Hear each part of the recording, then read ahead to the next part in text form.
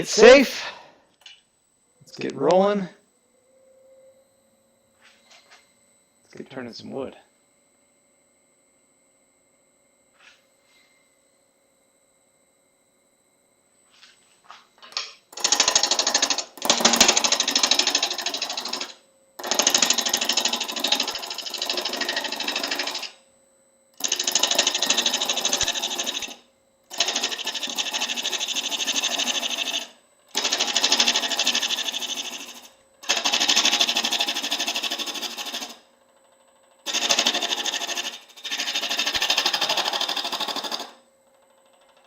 Yes, we're back. We're so back, you guys. It's been an embarrassingly long time. I don't have any excuses for y'all. I don't. Not one single excuse. Whoa, wait, why is the chat window so weird? Hold on. Time out. Something weird is happening. Do I have two of these? I do. I've got two of them on. There we go. Goodness.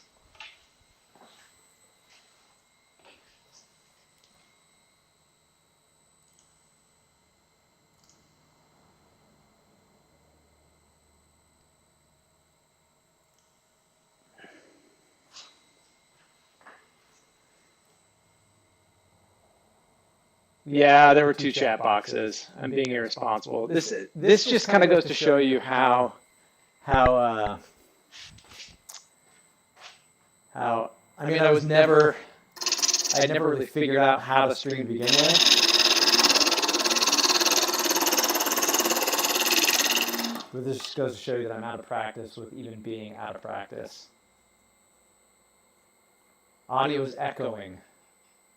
Oh, is the audio still echoing? Clearly, I got to work out a lot of bugs. Sorry, everybody.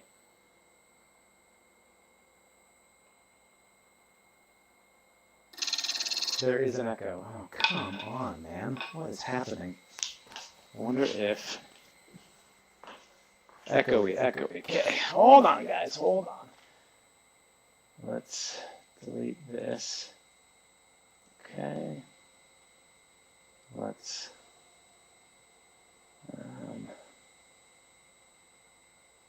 all right. There should only be one input source, though. Monitoring's off.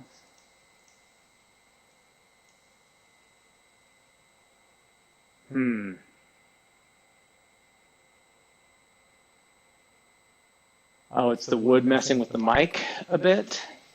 I shouldn't do it, though. I really shouldn't mess with the audio too much. Truly, I just need to...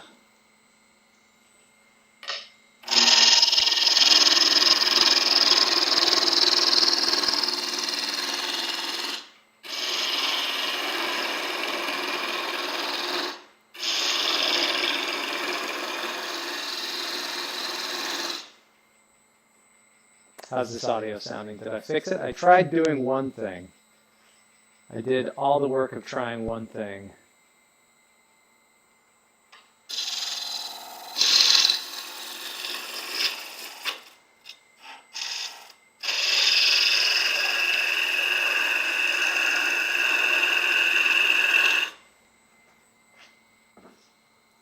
Let's try to move this a little bit. Type, what are we turning? We are turning. This is a piece of aspen. This is... So I have on the ground next to me, it's still there, but it's not too bad. Huh. Okay. Let me do some investigating.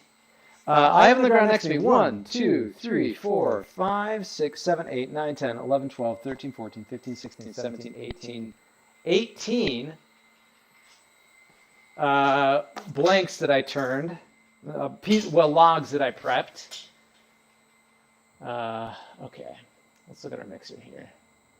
I'm going to try changing a setting on this. Oh, I guarantee, I know what, no, that's not it. That's not it. Let's see. No.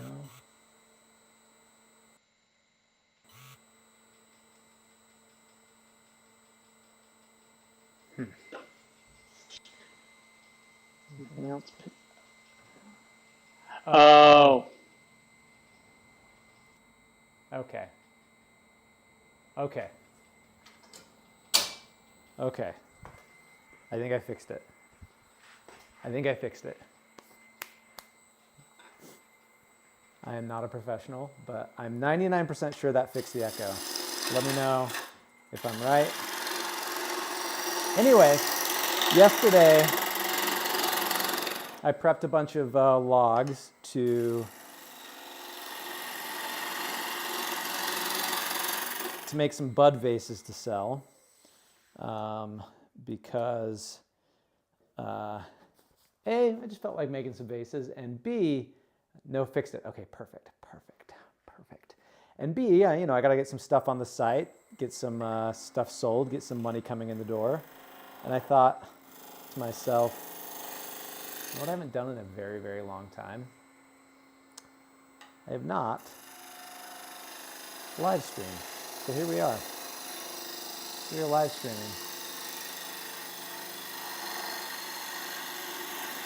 So tell me about yourselves. What's everyone up to? How's everyone been?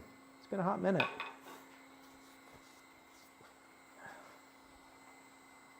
Also, check this out. One thing I am doing down here is I am collecting wood shavings in this bin as they drop for the compost bin. It's been very helpful.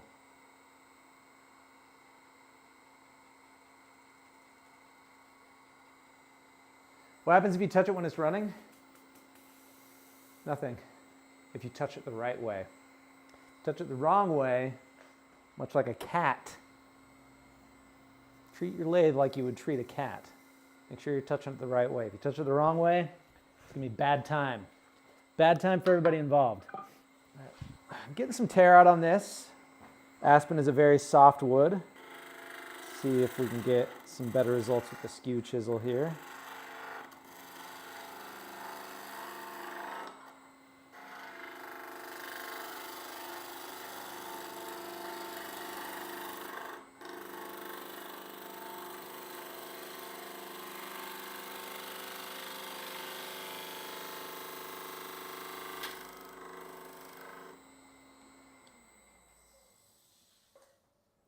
Still alive, still woodworking, American chestnut wood. Oh, Nico, I saw your question earlier if I got the chestnut wood you sent, and I did, I think. Or no, I haven't yet. I got your email about it. Thank you again. I have not made it over to the post office since your email, so I will be, gotta duck under the camera here. I'll have to go to the post office today or tomorrow to grab it, see if it's in. One thing that I really need to figure out is a better camera situation. This tripod makes it really difficult to live stream. And even like when I'm just filming, sometimes like you should see the kind of maneuvering I have to do to get out of the way of the camera. Is it just in the trees or is it just in the trees? Yeah, yes. Yes, it is.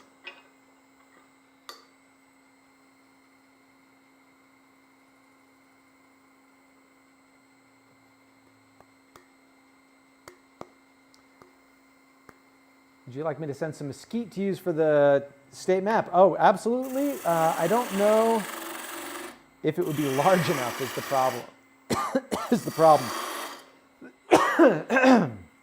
Need some water. Yeah, I'm going to need a pretty big piece for Texas. That is empty. Did not think that through before I started. So yeah, that's the big struggle with Texas is I'm going to need a pretty big slab of mesquite to make it work.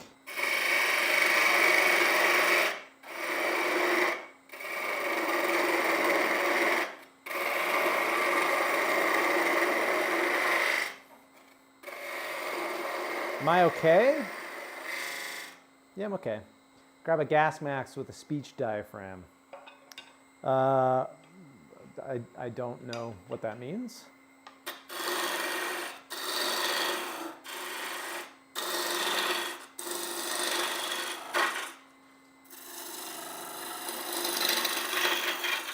Yeah, I made a couple vases yesterday, 4 to be exact. Let me show you those to you now. Show it to the big camera here. This was beep, beep, beep, beep, beep. This was number 1. So I need to finish off the bottom. But this was a, yeah, look, we got some figure, some curl there. I'm gonna oil that. Oh, right there. There's the money shot. When I oil that, that's going to be tremendous. This is just a piece of, this was like from a log, well, big trunk that was sitting in my backyard for a couple of years now. It's nice maple. This one from a pine tree that was in my backyard that died 2020, I think it died, maybe 2019, cut it down in 2020. Scots pine.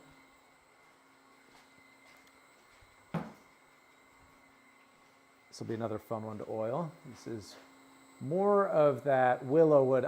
Basically the willow is the gift that keeps on giving. Neighbor cut down a willow tree and I've just got chunks and chunks of this willow wood. Just these little small little bud vases are kind of what I'm working on right now. Some smaller pieces. This one's a little bit larger.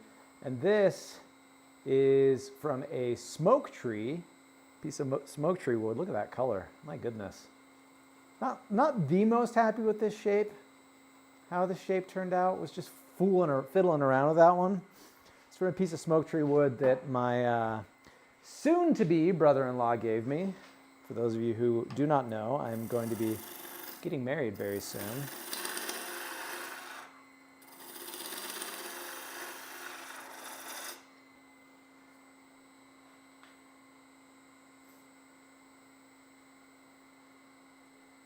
Am I going to teach my future wife to woodwork? I've taught her a bit.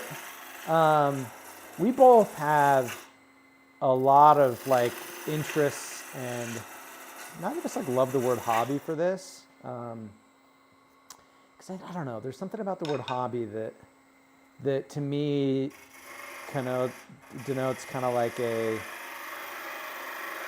unseriousness to something. I think this is a problem with the way that we in the U.S., I'll just speak to the U.S. because that's where I live and am from, but I think it's probably a problem elsewhere, is that we tend to treat things as like, well, there's things that you do to make money, and then there's things that you do for fun. And those things that you do for fun, that's a hobby, it's not serious. And then everything else needs to be bringing in income, or I don't know. So, and I just don't think that's the way that we should be thinking about things. I think we should just be thinking about things as things that we do, whether they're something we attempt to monetize or not. And anyway, so we both have a lot of artistic practices. She does a lot of digital art and textile art. You may have seen some of the knitting videos that I've done. She has a knitting machine. She's taught me to use a knitting machine.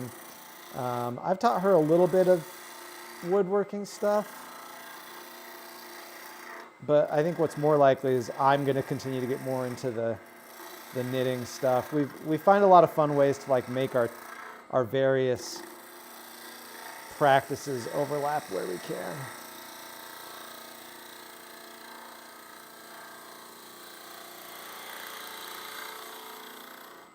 It's a lot of fun. The natural dyeing has been fun. I've had some yarn that I naturally dyed that I'm really excited to make a video on that process. It was kind of a cool thing that I did where I really wanted to experiment naturally dyeing with leaves, because when I first got into natural dyeing, it was like in the winter, and so there were no leaves. So I dove right in with, speaking of this aspen wood we have here, aspen leaves, and aspen leaves, you know, if you're new to natural dyeing, those that are experienced are like, well, no, duh. But if you're new to natural dyeing, you might be like, oh, aspen leaves, they're green. You might get some kind of green dye out of them. No. Most leaves, the vast majority of leaves, are not going to provide you with a green dye, because the green that you're seeing is chlorophyll, right? We all know that. We learned about chlorophyll in elementary school. And the act of extracting the dye, you boil, right, to get that dye out of that. That's, add hot water, add heat. That extraction process kills the chlorophyll and changes that color. So for the aspen leaves, turns it to like a very bright yellow, still a very cool color. But I got kind of obsessed with how can I extract the green color from some aspen leaves. And I was able to figure out how to do it. So I'm excited to show you guys that process. I just need to knit it into something still.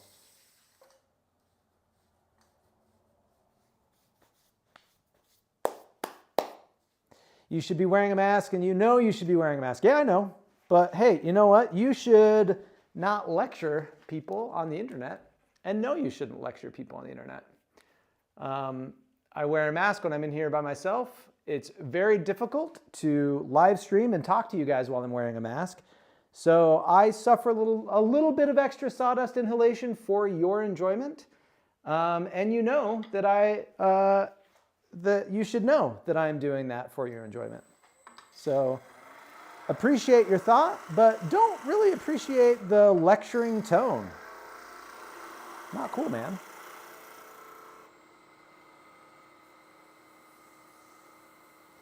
What kind of wood have you never made something out of but want to? Lots. I mean, I get really obsessed with that's my favorite thing, right? Is like finding a species of wood that I've never made anything out of before, and trying and seeing what it looks like. So that's my favorite thing. There's nothing specific, like I don't have like this white whale of a type of species.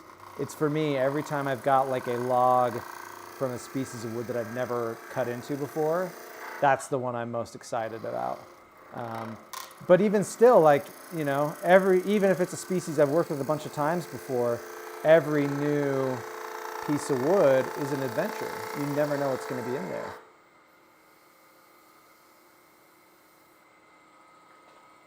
Did I join ICE WCS? No, I'll have to look that up. I was wondering approximately how big a state like Connecticut or Rhode Island would be on the map. I've got some mountain laurel. It's not super big. It'd be pretty small. I mean, on the map of official state trees, Rhode Island was just minuscule. It was tiny. But on this new map, it'll be, you know, a little bit larger, but it'd be pretty small. I mean, I can get exact dimensions. If you want to shoot me an email through my contact form on my website, I could get you exact dimensions, but it wouldn't be, I'd have to measure that, so I'm not 100% sure, but it wouldn't be that big.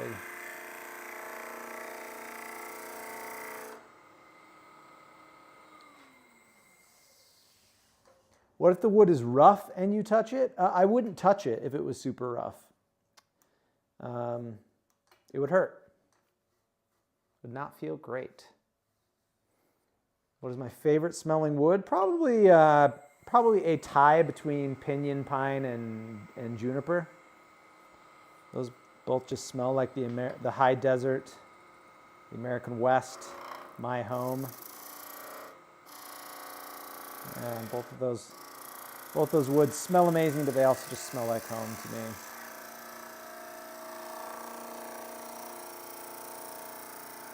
There's a certain smell of like adventure to that as well, not just home, but like the promise of something special. All right, I'm kind of liking the shape we're getting here. Hvor har du lært at tale dansk? Det en lang historie. Det har været 20 år, så mit dansk er ikke så godt, som det var for 20 år siden. To translate that, my Danish isn't as good as it used to be. I learned Danish about 20 years ago. It's a long story. I lived there for a little while, though, and learned how to speak the language.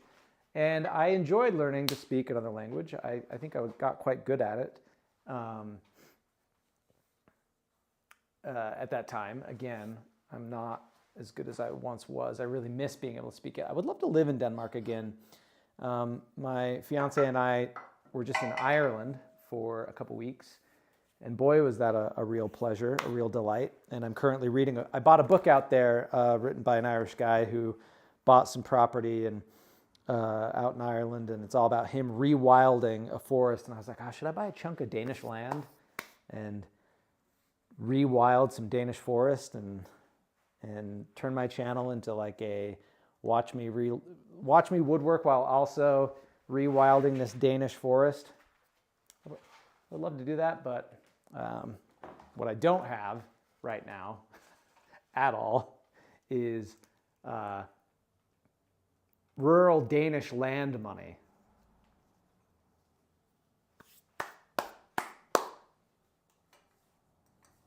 A kukska is a bowl and a cup mix-up. If you don't know, I do know. I have a video on my YouTube channel from the US Map Volume 2 series in which I make a kuksa out of a piece of Kentucky coffee tree wood.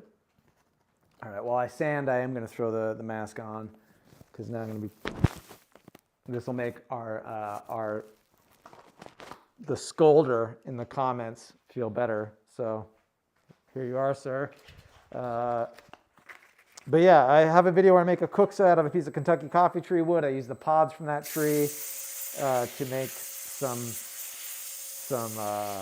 Kentucky coffee, and I drink it out of a kuksa in an ice bath. So go check that one out.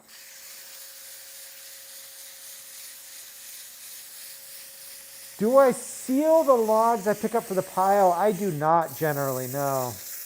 No, I usually, if I'm picking up a log for the pile, it's generally something that is either dead standing or is like in a firewood pile and has already been sitting there. I've never cut down a living tree, and that's usually when you're sealing it is when it's green wood, and you know, you want it to dry correctly. I have sealed, you know, when you're bowl turning, you definitely want to do that, where you bowl turn some green wood and you do the rough turning of that bowl, and then you seal it and let it sit and dry. I just don't do like a lot of proper bowl turning. Most of my bowls are more decorative or smaller, so again, I'm using dead standing wood. Inhale that sawdust if that is what you desire. I don't love inhaling it if I'm sanding, but when I'm just turning on the lathe on camera, I'm going to let you guys see my face. I'll suffer for you. I will suffer for you all. What if I get a bigger mask and put the microphone in it? Then you won't be able to see my face. Don't you want to see? Don't you want to see me? No, when I'm sanding, even on camera, when I'm sanding, I'll throw a mask on because I'm producing a lot finer dust particles, a lot more dust than when I'm turning. If I'm turning on camera, I'll let you guys enjoy the show. Okay, where did I put that's 400. There's the 200. That's 220. There we go.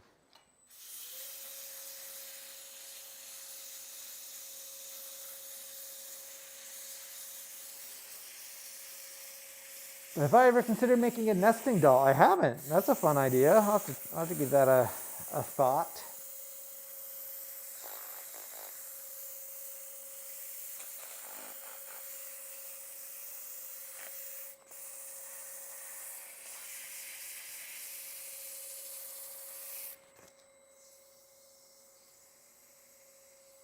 How am I doing? I'm doing well. I'm doing all right. You know, no complaints here. It's been a busy month. I was gone for a lot of August in Ireland, planning for a wedding. That's keeping me very, very busy. Looking forward to fall when things slow down. Yeah. Did I ever get my finger cut? Oh, I have cut these hands many times. You don't get into woodworking without just preparing to get some pretty gnarly cuts on your hands. It's really unavoidable. I mean, obviously you can limit the frequency and severity of cuts by being careful and practicing good safety practices, but it's just gonna happen. How was Ireland? Was great. I loved it so much. I really did. It was such a good time. Beautiful country. Vibes there are off the charts. It was a lot of fun. Would really recommend. Really would just love to get back out there sometime. Yeah, we loved it. We really loved it a lot. Oh, there were all my spare ones. Shining the gouge chisel. I know, man. I've done the same thing. I remember I got a brand new gouge chisel for my birthday. This would have been like in probably 2018, 2019. Got a brand new gouge chisel, really shiny, really new. Was excited to just test it out, and had like a pretty hard piece of wood that I'm like, oh, let's test this brand new shiny gouge chisel on this hard piece of wood. And again, was just being really stupid, right? And was kind of holding, if this instead of a round thing was like a big flat slab of wood, I was kind of holding it down because it was not like secured to the table. I was like, I just want to try this gouge out. I'm like, did that and like went up and got me right in the palm. If it wasn't covered in sawdust, you could probably see it. Where's that scar? And yeah, it gouged me pretty good. Where's that one? Well, that one's visible somewhere. Oh, there it is. Duh. It was up higher. It's that one right there. That scar right there is from that exact thing where I was kind of holding down, the gouge popped up and went boop right there. I was very new to woodworking at that time, and that was one of those ones where I even still, I had an immediate like, I should have known better than that.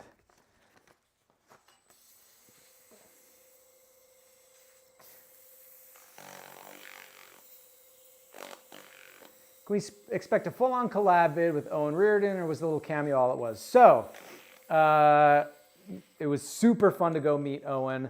I have a lot more footage that I captured when I went and visited him than what I showed you guys. I have not really had the time to dig into like seeing what I can put together from it. I will say I don't have as much footage as I would like for that. So short answer to your question is you should expect a longer video. What that'll be, I don't know yet. But the longer answer is I wish whatever it would be whatever it's going to be would be better than I think what it'll ultimately end up being. And that's for a couple reasons. For one, I went out there. I went out to Ireland. My fiance had a work trip that she was out there for. So we were in Dublin for a week for her work trip, and then we were planning on traveling around the country for a week after that. So when I found out she had that work trip, I messaged Owen and was like, "Hey man," because we've been messaging for quite a long time. Once he started making TikToks, his TikToks popped up on my feed, and I followed him, and he messaged me, and we got to be online friends from there. And so I messaged him, said, "Oh, dude, I'm coming out to Ireland. Here's our basic itinerary. I'm going to be in Dublin for this week, and then we're going to be around for like the week after this." And he said, this is when I'm in my, I'm at Bunratty Castle that time for these days. And when we were going to be driving past that region, which is out kind of by Limerick, on our big trip the second week. So first week we were in Dublin for a week. Second week we were all around the country. And the time we would be passing by Limerick was while he was not there, is when he was back home in his hometown. So that week where I was traveling around didn't really work with where he was going to be at. So it was looking like I might not be able to meet up with him at all when I was first planning the trip. And then, so then I was like, okay, well, I might be able to, since my fiance is at a work conference, I might be able to like sneak away from Dublin, take a bus across the country to Bunratty, and we can meet up then. But I was never really 100% sure that was going to work out until I got out there, basically. So it was one of those things where even when I was like flying out to Ireland, I was like, is this going to work out at all? Are we going to be able to meet up? So we didn't really have like anything super well planned. I was not, again, fully confident. So it ended up working out. It ended up kind of working out for both of us, where I had a day that I could sneak away for the day, go take the bus out there. It was like a 3-hour bus ride to where he was at from Dublin.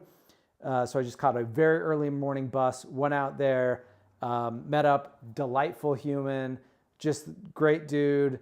He and James, the blacksmith, were both just couldn't be kinder, couldn't be nicer. It was super fun to hang out with them. But we didn't have anything planned.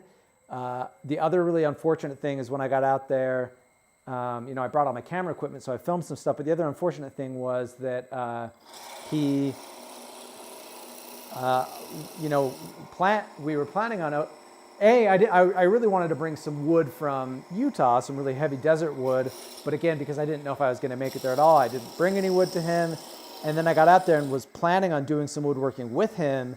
But the management of the castle that he works at, they were like, oh, we've insured Owen to work here. So if something happens, like if he cuts himself or something happens, he's covered by our insurance. This random dude from America is not covered by our insurance. So I wasn't allowed to like operate any of the tools. I wasn't allowed to like woodwork on the premises. So we were pretty limited in what we could do. In fact, I couldn't even like stand behind the rope. I was behind the rope and they're like, you can't be there. So I had to like sit on the other side of the rope and kind of talk to him a little bit. So anyway, and then I had to leave kind of early to get back to Dublin for an event that evening an event that I had that evening for my fiance's work thing. So, I would love to get back out there so that we could have like a more robust collaboration. It's still super fun. Have a little bit of footage of just talking to him, filmed him making some stuff, but it wasn't like the full collab that I think both of us would have preferred to have. So there's a very long answer to your question, but yeah, it was super fun. It was really those dudes have it figured out. I'll tell you that much right now. Like I was standing there and just watching them kind of do their thing, and just the whole time, every 5 minutes, they've got a different family coming up and bringing them cookies and chocolates and buying the little things that they're making. And I guess it's like the tradition there that if you go visit them, you bring like a treat. So they just had piles of like cookies and chocolates and stuff. And I was like, this is so fun for them. I was very jealous. I was like, I wish that we definitely don't have anything like that here. I was like, I wish there was some kind of open air museum like that I could come hang out with, get paid. The castle pays them to come do that, obviously, as they should, to do that, and like be able to be like, hey, I'm here, come say hi, come buy some of the things that I make. But we just don't really have anything like that, so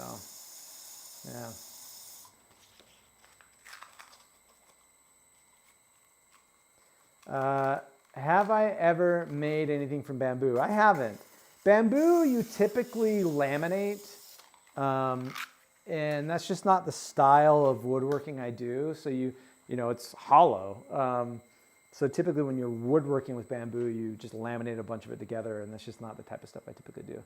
How do I not scrape my hands while I scrape it on what exactly? This wood is so smooth. Look how smooth this wood is.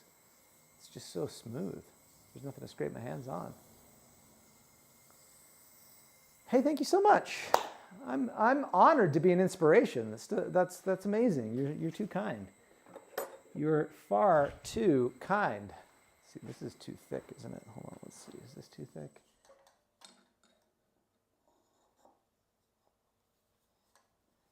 The sandpaper? Well, I mean, I'm just holding the sandpaper. I'm not, but even like, you can rub sandpaper on your skin. It's not gonna hurt. It's just gonna be light sanding. But like the sandpaper, you know, if the sandpaper were rotating at that speed, then yeah, I'd burn myself on the sandpaper. But the sandpaper is affixed to me, so it's not really moving, if that makes sense. Make something with acacia wood. Yes, I should make something with acacia wood. My floors at my house are made of acacia wood.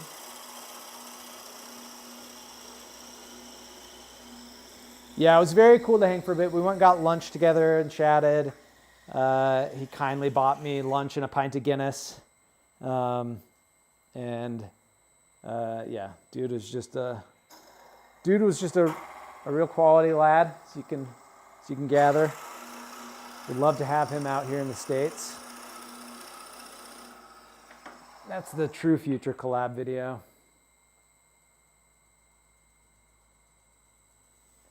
Did I ever make something with only knives and sanding paper? Like your shorts and sand? I've made a lot of stuff with just knives and sandpaper. Yeah, I have several videos in which I've carved a spoon or stuff like that. So yeah, you should be able to find some videos of me doing that on my page. Shouldn't take too long. I've done a lot of that.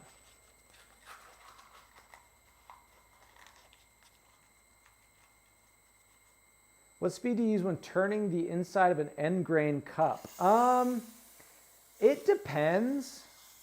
So the thing about the speed when turning something like a cup or a bowl, you know, spindle turning, where it's aligned this way, you get a pretty consistent speed throughout. But when you're bowl turning and you're turning something that's wider like that, it's spinning faster on the outside than the inside. That's just the way physics work, right? The inside is going to be moving more slowly. The outside is moving faster. So it kind of depends. I think if you're getting chatter, that probably has to do with the a properly sharpened tool. A properly sharpened tool of the right grind on it, and then just proper tool rest height and make sure you're riding the bevel on your tool, and that should eliminate some of that chatter. But that's the name of the game, right? That's the stuff that you just kind of have to do a lot of turning for a long time to get that feel right. Okay. Have I ever tried Yeah, I own a couple carbide tools. Yeah, they have their purpose. For the type of stuff I do, I don't love carbide tools. So what I'll say about carbide tools is, again, yeah, they have their use. So I have a flat nose, a square carbide tool, and a round carbide tool, and then a diamond tip one.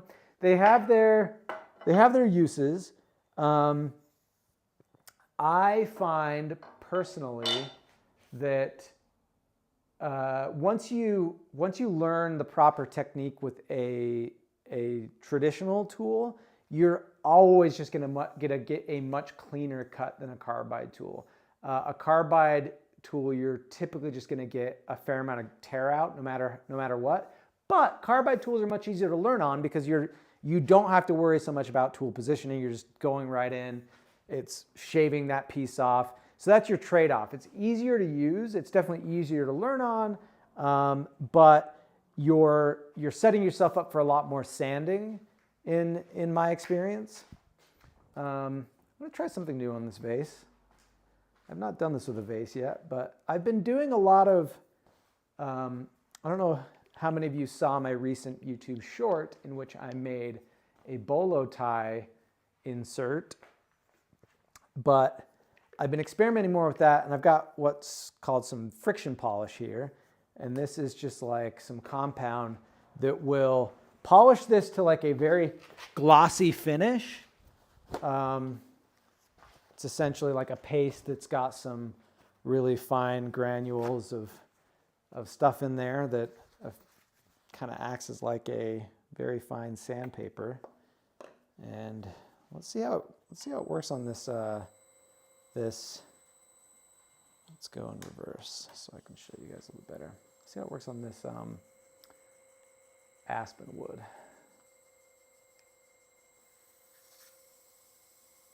I guess I'll flip it around.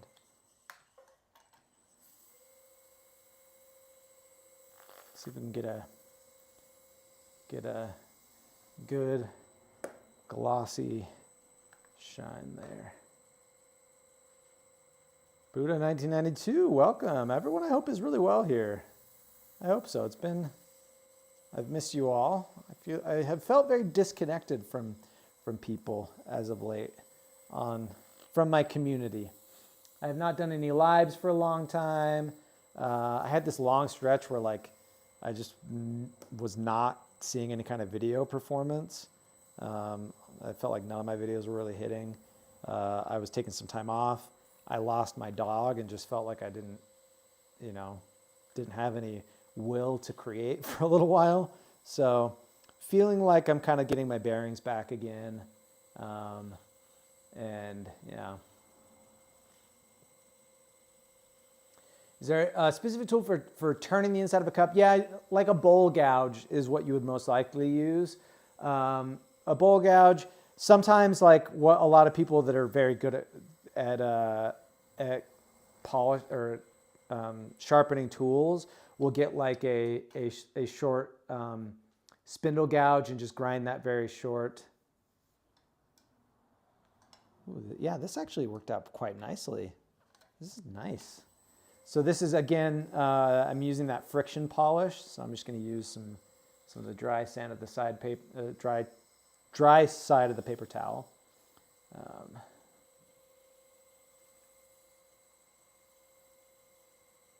Any species in my pile that I'm really excited to get to? Nothing real. I think right now everything in the pile is something I've worked with before, with the exception of a couple pieces that I have set aside for the map.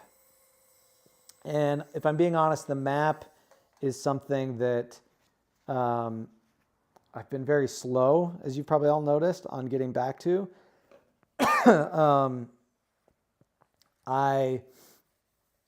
It's just gotten kind of difficult to find the time to focus on that, because that is a long form YouTube series that I'm working on. I'm constantly wanting to, I'm wanting to make that something that the videos are really in depth, really involved, a lot of stuff happening in them. I want to do more with those videos. The next state in my most recent one I did was Utah. I loaded up my scroll saw, went out into the desert under a juniper tree, made Utah out of a piece of Utah juniper on location there. Harvested some juniper berries, made a sourdough starter, made like a banneton, did all this stuff, and that like long form YouTube video flopped. It did terribly. And then I just cut up the short version of that, the sourdough starter, and it like went gangbusters on TikTok and Instagram. That's like, it's a multi-million view Instagram reel. It's done pretty decent on TikTok. And so it just is like, it gets really, really difficult to like continue to invest time and effort into these long form YouTube videos. So I have a couple that I want to do for get the map, continue the map to keep going, but it's one of those things that every time I sit down and think, okay, should I spend the next 2 to 3 weeks working on a YouTube video in the hopes that this one will do okay, and then I do that, and then it pulls in zero, like very few views, then I ultimately just end up being like, okay, well, I guess this next one, I'll just do the next 3 weeks, I'll just make like 5 or 6 short form videos instead. So that's constantly the dance I'm doing with the map. All right, let's oil this now that we've friction polished it.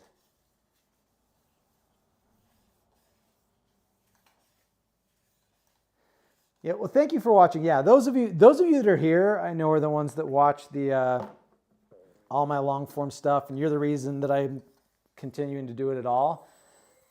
It's just, you know, it's tough. It's tough to figure out how to properly allocate my time and effort and resources when this is, you know, what I do for a living. And if those long videos are not bringing any money in, it's really hard to justify spending time on it because it's not bringing in any money. How long am I going to stream today? What time is it? It's noon here. I'll probably go for another couple hours or so.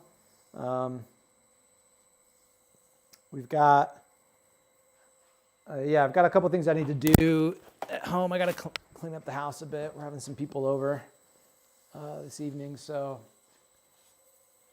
I'll stream for as long as I can. Chase Petrie, hey Chase, how you doing, man? Oh, thank you so much. You're too kind. Good to hear from you, Chase. Hope everything's going well your way. All right, our aspen vase. Look at that. You guys know what this is, right? A little bit right there. Some knots. Okay.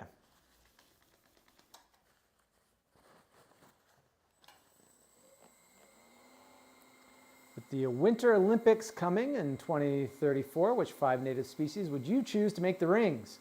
That is a very fun question.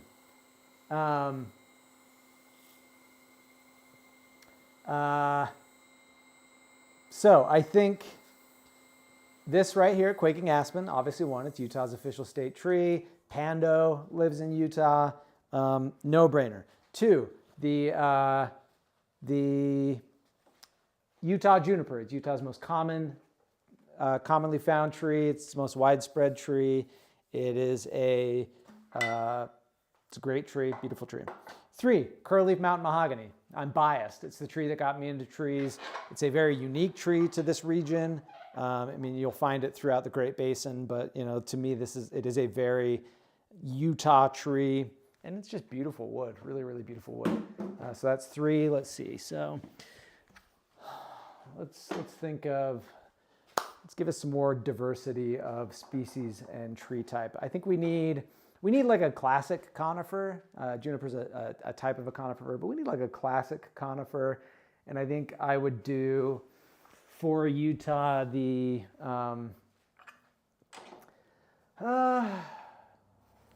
either the Rocky Mountain Douglas fir or the subalpine fir. I'm gonna go subalpine fir or limber pine. Let's do limber pine. Let's do limber pine. I love limber pines. I think they're beautiful. I think they're gorgeous. They look a lot like, the big, beautiful bristlecone pines that you see. They're a species of white pine, which white pines are struggling right now. Climate change threatens them significantly. So, nice to highlight the plight of any species of white pine. So that gives us, that's 1, 2, 3, that's 4. So we just need one more. So what do we have? We've got, and then I would say either gamble oak or big tooth maple. Because you have to have a maple or an oak. Those are just like so essential to any ecosystem. I think they both have strong arguments for either. The gamble oak, because that is like just one of the predominant species in Utah's foothills, the Wasatch Front foothills in particular. And then the big tooth maple, that's where you get all your beautiful fall colors from. So to recap, the 5 rings for the Salt Lake Olympics, if I were to make them out of wood, I'd say Quaking Aspen, Utah juniper, curl-leaf mountain mahogany, limber pine, and let's go gamble oak, because oak is going to give you more color variation than the big tooth maple. So there you go. Is there a way to eat mountain mahogany?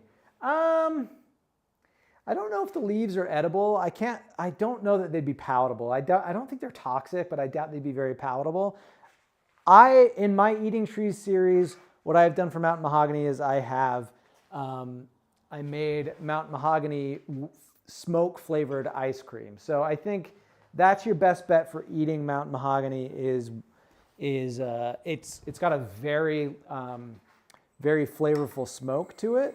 So using its smoke, I think, is your best bet.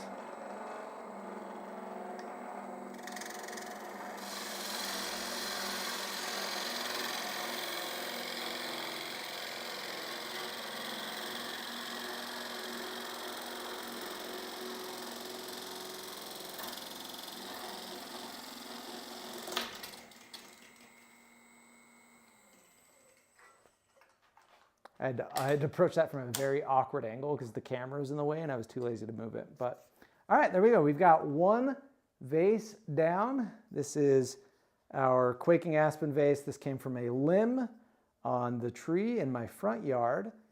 That friction polish was really nice, I think, for a lighter wood like this in particular, both light in color and light in density.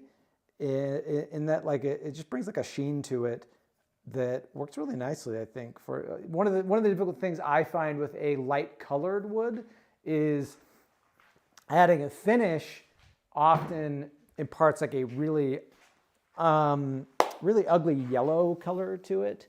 And so I typically just use, for like quaking aspen or a light colored wood like that, I'll use like a cutting board oil, a very basic, simple oil that doesn't offer like a lot of touch protection, but does a minimal amount of discoloration. And I feel like that is like a nice alternative. Okay, let me think about what piece of wood I want to throw on here next. Let's do something a little more showy for you all. All right, let's let you all pick. Here we go. Let's bring some interactivity to this. We have on the agenda, I've got option one. We'll do a poll. How about we throw a poll on here in a second? Option one, this piece of flowering dogwood. It's going to be like a lovely pink color. Okay. So that's option one. Here, let's do this. Let's do this. There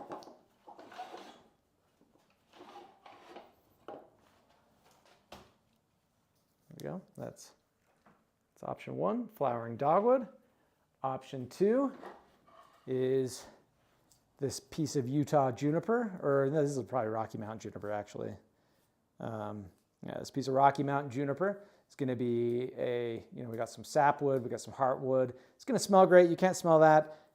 We might get a little bit of chatoyancy in there. Hard to say. What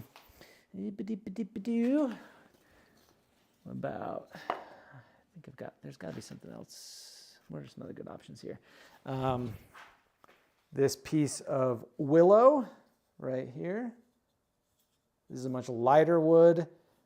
We could get all sorts of different colors in there. There's some spalting and whatnot. So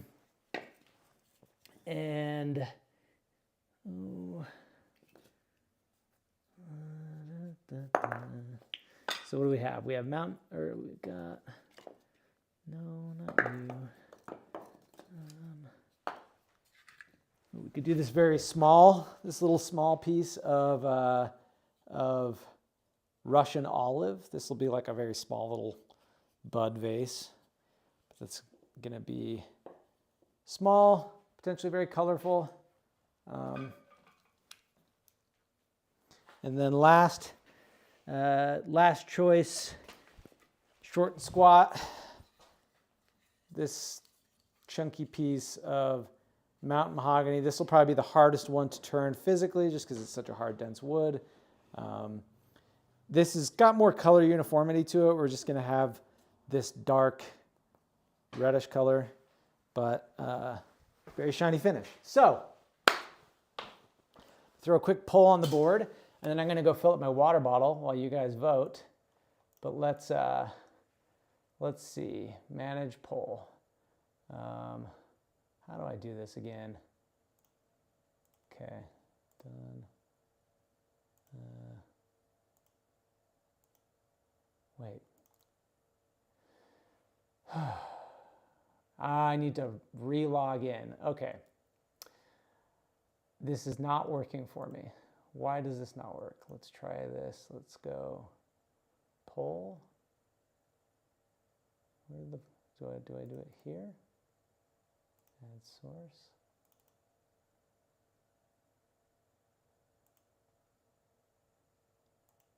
That's not working. Okay, I lied. I can't figure out how to do a poll.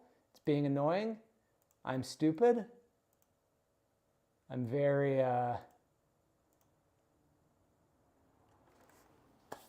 just start yelling at me in the chat, I guess. And I guess what I'll do instead, because I don't want to take the next 10 minutes to figure out how to do a poll, I'm going to go fill up my water bottle, and I'll be back in two seconds.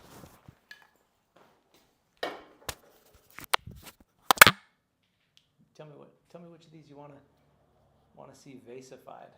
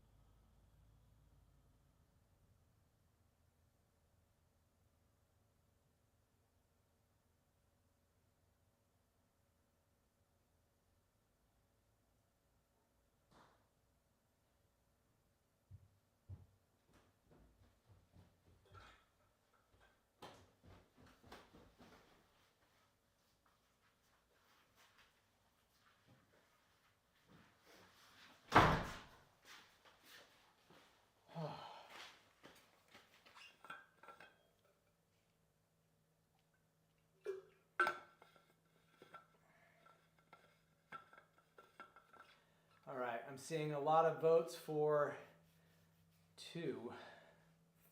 juniper, Russian olive, juniper, olive, juniper. Okay. All right.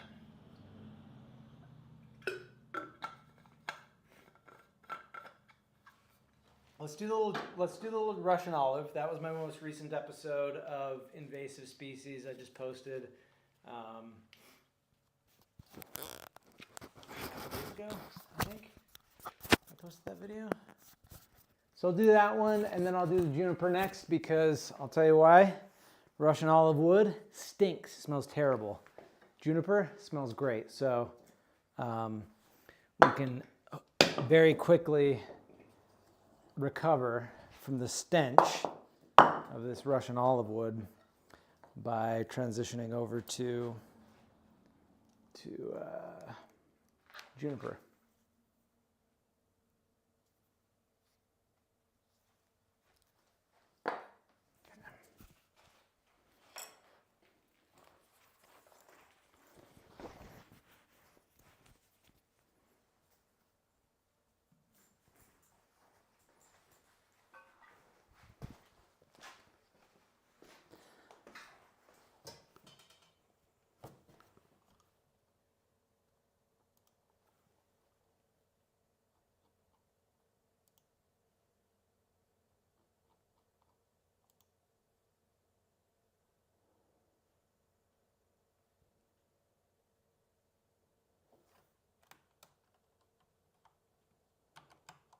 Sorry, 1 second.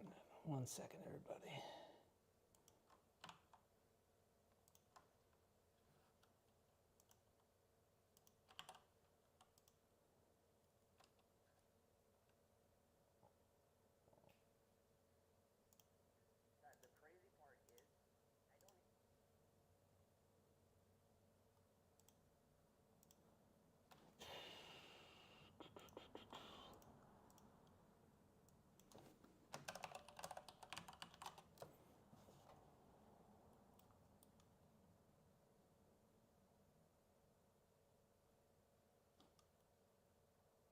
Okay, Not like rancid egg smell. No, it smells just like. It smells kind of like.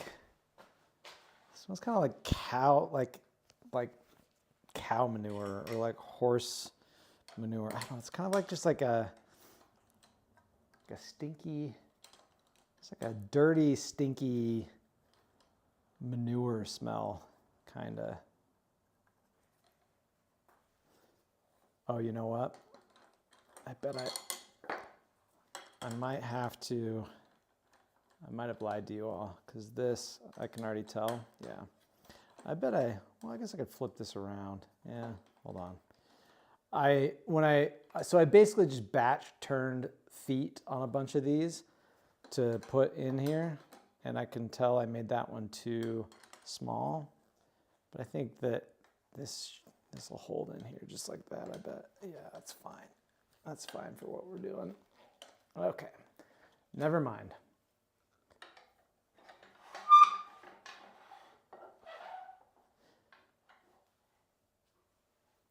Farm, but like, farm, but like, I like that farm smell often.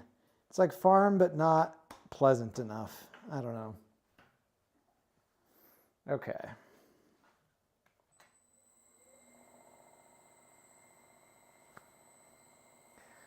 This is pretty small.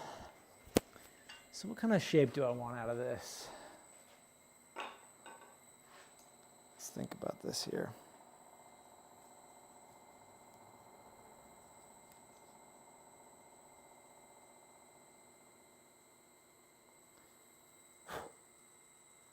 Completely Arbitrary. Yeah, I love Completely Arbitrary. I was on an episode once. I think it was like one of their, maybe it was a Patreon episode. It's like a video episode. I don't know whatever happened to that episode, actually. I don't feel like it hit their main feed, so it must have been like a bonus one where we carved some spoons together. And they were great. They were great. I DM them from time to time on Instagram and whatnot. I'd love to. I haven't been up their way in a while. My good friend Tobin Mitnick, if you follow Tobin on TikTok or Instagram or YouTube. Tobin Mitnick, better known as Jews Love Trees, comedian and tree lover. He's good friends with Casey from Completely Arbitrary, and we've long talked about getting together a full squad of tree lover content creators, but have not been able to make it happen. Been a busy year for me, and I think for everyone a little bit, but hopefully soon. This is a nice piece of this wood here.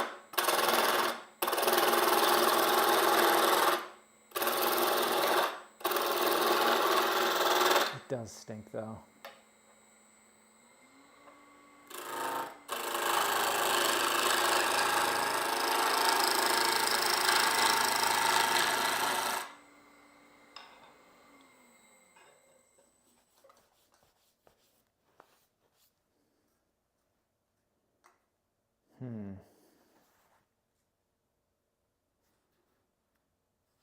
So it's sitting a little imbalanced, and I kind of want to just like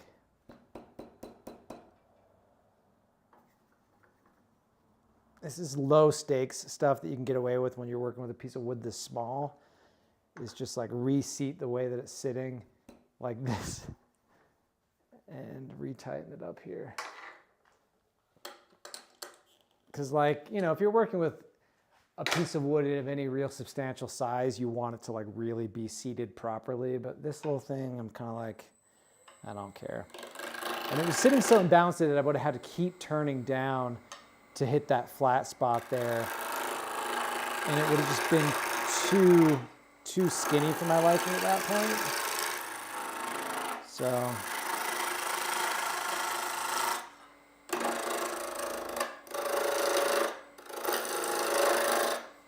See how this works for us.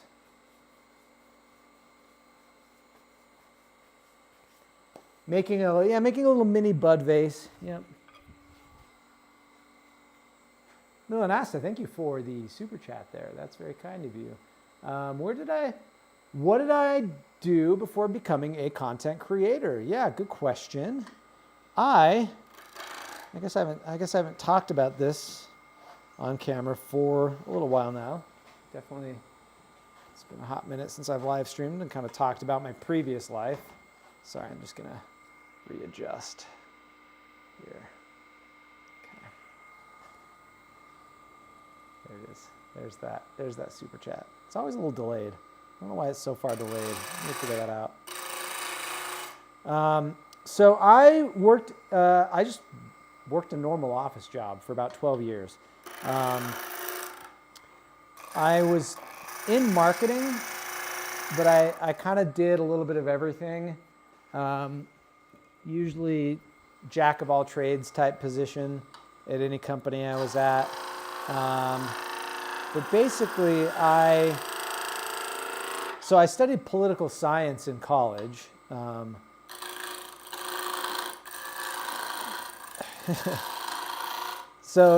reason for that was I grew up wanting to be an author. That's what I wanted to do from the time I was a little kid. I wanted to write novels.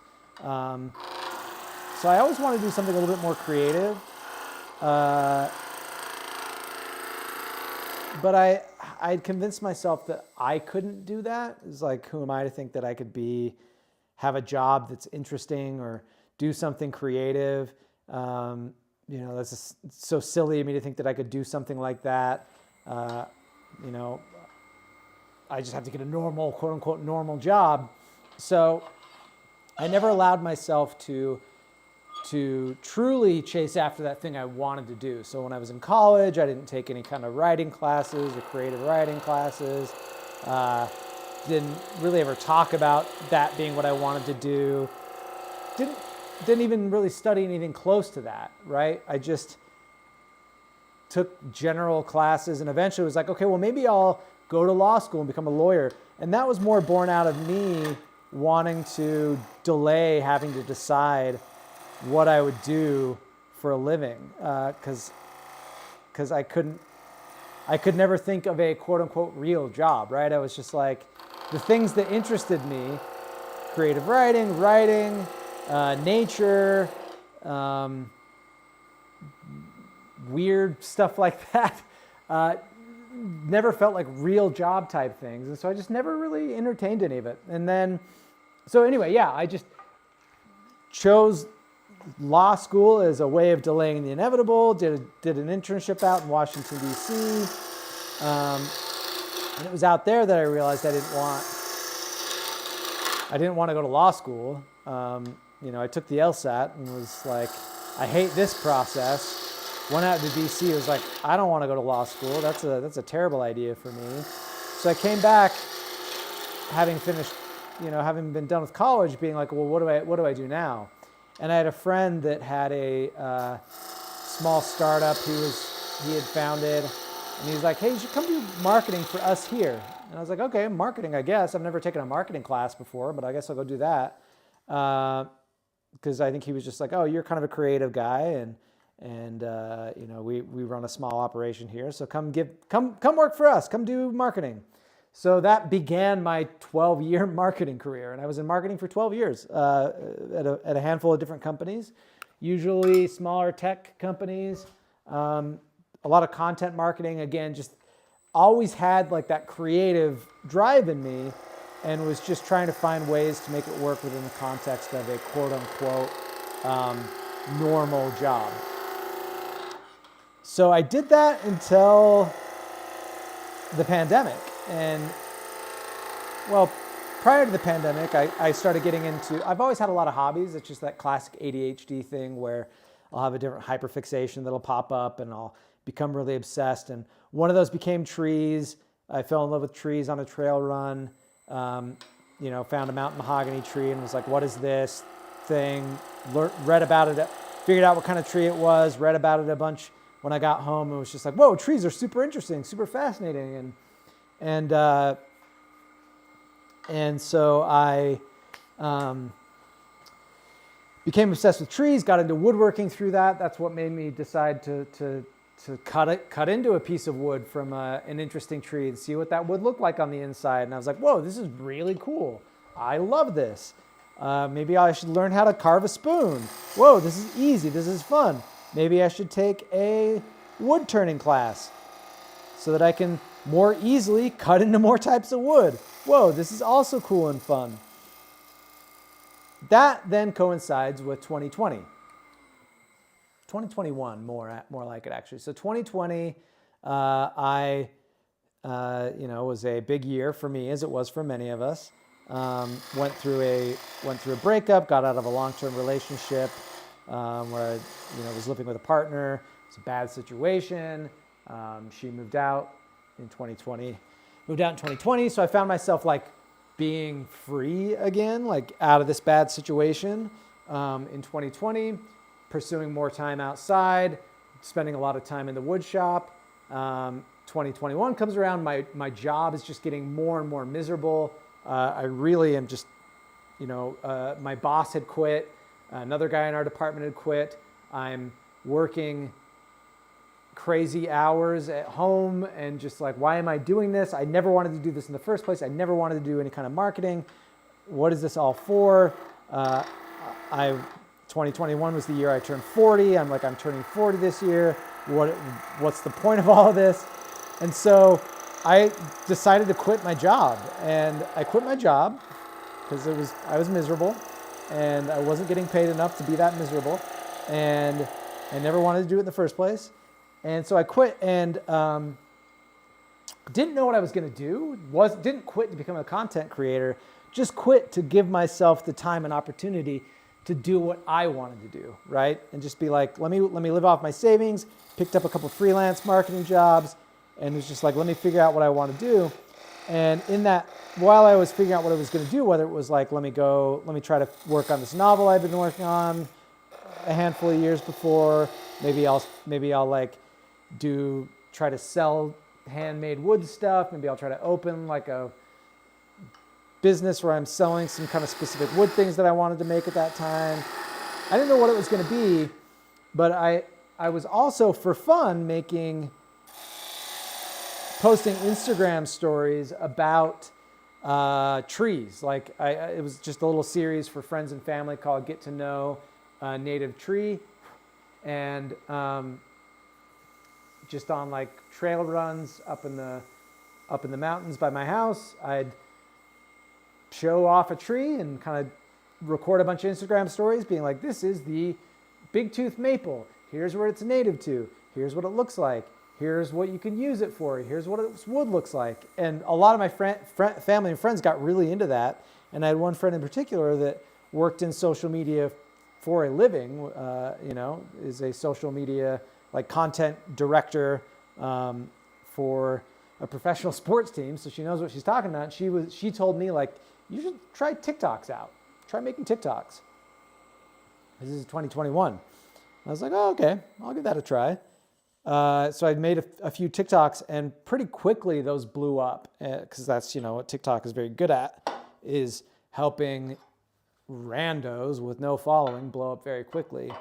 And that's when, before too long, I figured out, I think I could do this. Like, I think I can make money doing this. And I was able to quit my freelance gig after the first map blew up, and I could sell maps, and that's how I became a full-time content creator. So sorry for the long rambling answer, but you super chat, you get a long answer. So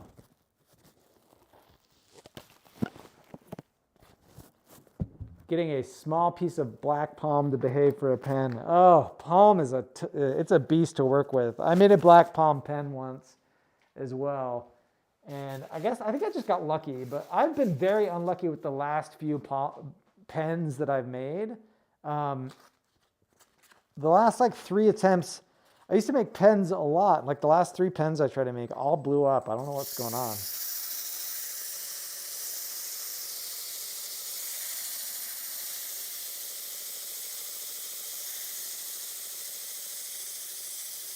Do I have a hatred for the Arbutivate, Northern White Cedar, as Casey Clapp does?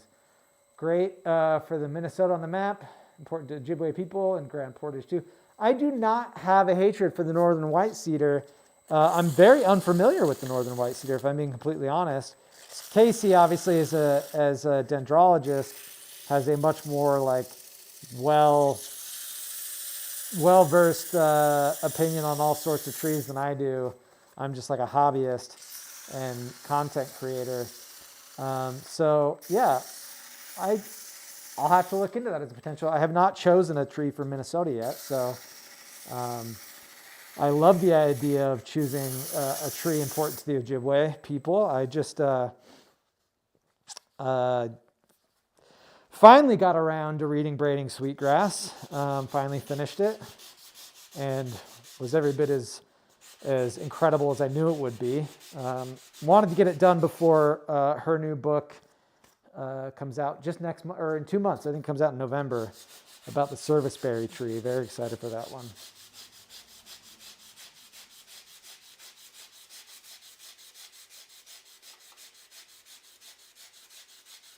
Getting into woodworking in your 40s makes, listen, your 40s is still young is what I'm learning. And like, you're never too young to get into anything. Like, my dad, as I got into woodworking, my dad was like, I've always wanted to try some of this stuff. And so he really wanted to do figure carving. And I've done a little bit of figure carving. And so when he told me that, I'm like, yeah, let me kind of show you what I do to do some figure carving. And he got himself set up on a little, got him set up with some power carving tools. And he pretty much only carves one thing, more or less, and it's horse heads, because he loves horses. And he's great. He's great at it. And it's like, that's my dad. So he's obviously older than me. You're never too old to learn something new. I took a silversmithing class last week, because if you saw my YouTube short, one of my recent YouTube shorts about making a bolo tie, I'm very invested in making a bolo tie to wear at my wedding. I made some insert pieces and just glued it onto like a pre-existing backer, and was like, I want to make my own like whole thing. So I took a silversmithing class, and now I'm obsessed with that. So my dad and I are, my dad was also very interested in that. His grandpa, my great grandpa, who lived until I was in my early 20s, so I knew my great grandpa pretty well, was a silversmith. So my dad ordered a bunch of silversmithing supplies, so adding silversmithing to the things I'm learning. So you're never, ever, ever too old to learn how to do something new. Don't let that stop you from trying.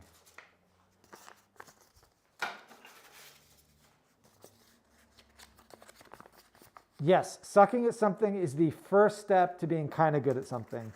That is 100% true. Comparison is like your worst enemy. Assuming that you need to be as good as the person that you've seen do something. Perfectionism, it's never going to be perfect. All those things that sound like cliches because they're true. Like, it's just straight up true. So yeah, go try to be bad at something. Like today, like do it today. That thing you wanted to try to do, go do it. If you're comfortable, I'd love to hear my love story. Yeah, my fiance is very private. She does not like, she's not comfortable sharing those types of things. Unfortunately, she's marrying me, someone who is public for a living. So, I'll share as much as I think she would be comfortable with me sharing. Which is, we met through mutual friends. We were part of the same friend group. Ironically, it's the friend group it's a friend group that I met through. Well, yeah, it's a friend group that I met through another friend of mine. Let's see. Yeah, so I met a good friend through a different group of friends. Like, these are how like friend groups go. And So I had actually met her. We both met each other without realizing it years ago, like back in 2019. In 2019, this friend of mine who I met this friend group through, he got married, and at his wedding, I went to his wedding with my now ex, the one that I was living with when the pandemic hit. And so she and I were together at that wedding, and I remember I was hanging out with her and a group of her old roommates and friends, one of whom is my now fiance. And so my now fiance was at this wedding as well. She'd come in town. She was living back east at the time, because that's where she's from. And so we met very briefly. She does not really remember that. I do. And so we met very briefly then. And then she, again, she was not living here. I was with someone else. I broke up with my ex. She was also with someone else at that time. She broke up with her ex. And then she moved back to she moved to Utah, where a lot of her family is from, just in late 2022. And that's where we met. We met at a party, a Halloween party. Very briefly met at this Halloween party. And then that friend whose wedding we had briefly met without meeting each other at, he just happened to invite us both over to his house one night, separately. Like, he did not invite us there with the intent of setting us up. It was just, he was having a small gathering of friends over. And so that is really when we met. We talked very briefly at a party, and then that night was more just like a handful of people at our friend's house. And we met there and just hit it off. It was just one of those things where we started talking, and pretty immediately I was like, this girl rules. And she was newly moved to Utah, so she was like, oh, I want to do some trail running. And I'm like, I do a lot of trail running, so let's trail run. So we trail ran, and we just started hanging out, and it just went from there. It was very, very quick. So it's not that's all there is to it, really. It's just one of those things where pretty quickly I was like, this is like a perfect match for me. This is almost too good to be true. And yeah, that's it. Brandon, hey, Brandon Cole Levander. You hadn't heard the good news. Oh, wow. So Brandon Cole in the chat, that's Cole Levander. He's a wand maker. Brandon, we still need to meet up sometime. I feel bad. The last few times Brandon's coming to town, I've been crazy busy. Haven't been able to make it happen yet, but would love to meet up sometime. But yeah, we're getting married. Very exciting. This is looking really pretty. I'm pretty happy with this, this shape. I didn't know what kind of shape I was going to do for this when I got it on the lathe. But that is the upside to Russian olive. And this is this right here is some kind of weird spalting. Grain is really cool. We got this sapwood, some bark inclusion right there. Lot going on this little guy. So I'm not going to friction polish this one like I did the last one. It's a harder wood for one. And for two, there's these inclusions and whatnot here. So that would just make it kind of difficult. So what I'm going to do is I'm going to finish this one with a darker oil that will add a little bit more protection to it. So this is just some walrus oil furniture finish. This is an oil-based oil finish. So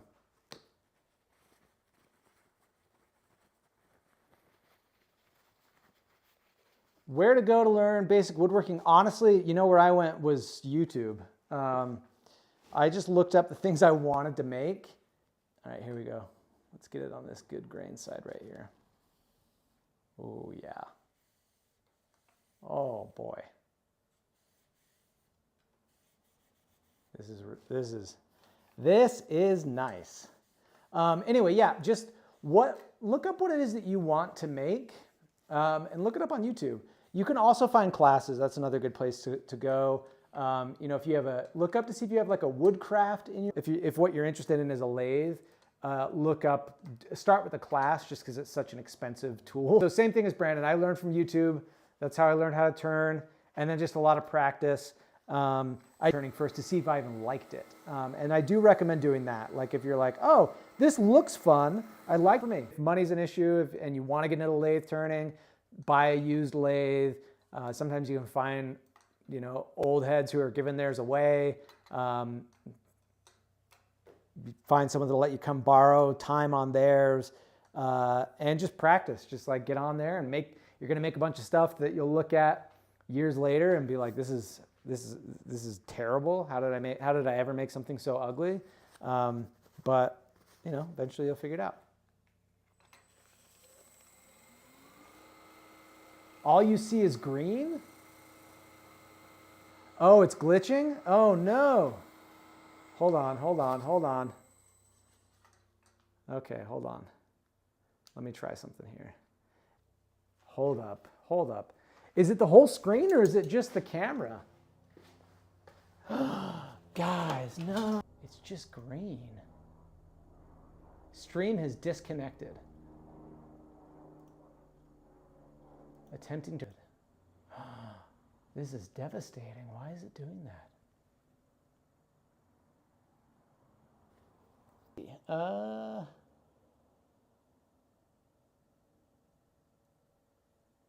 It's buffering quite bad. Okay.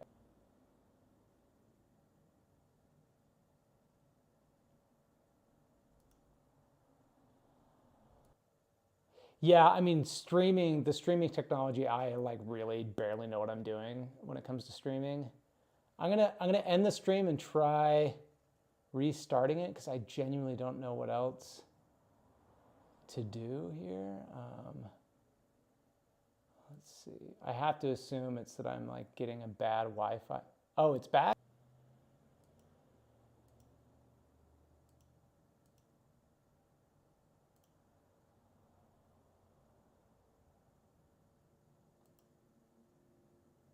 Okay.